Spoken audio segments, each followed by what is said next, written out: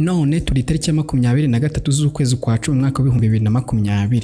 Ku itariki nk'iyi ya 23 z'ukwezi kwa 10 muri Libya bizihiza umunsi wo kwibohora, ngo ni umunsi wo kwibohora igitugu cya Colonel Muammar Gaddafi.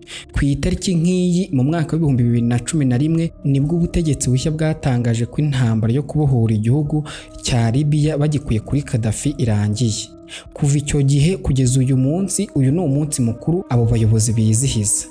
Perezida wa Libya yitwa Fayez al-Sarraj, akaba na minisitiri w'intebe. Gusa hari n'undi mu perezida, Aguila Saleh Issa.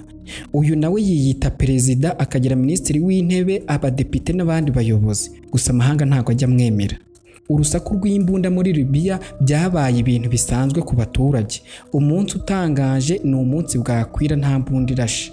Hari imitwe myinshi ihanganira ubutegetsi. Amahanga yabafashije gutsinda Gaddafi yo yari yigendeye, gusa asiga acometse ibitembo bikurura peteroli. Ibihugu byinshi biri kwicinya icyara ngo intambara ikomeze maze babone uko bakomeza gusahura Libya. Abanyalibiya barizihiza uyu munsi mu matongo, amaganya, agahinda no guhekenya umucanga nk'uko Gaddafi yabibabwiye.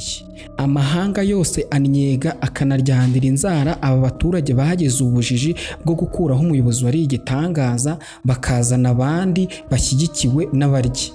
Ariko disi turabarenganya kuko abanzi ba Rukara nibo babikoze. Wemera ko Colonel Muammar Gaddafi ariyo ntwari iruta izindi Afurika yigeze kugira? Ibindi reka tuzahure mu kiganiro amateka y'amateka kinyura kuri YouTube channel yitwa Nyumva. Nitwa Impano Marius. Nyumva _rw. Ntukicwe n'irungu.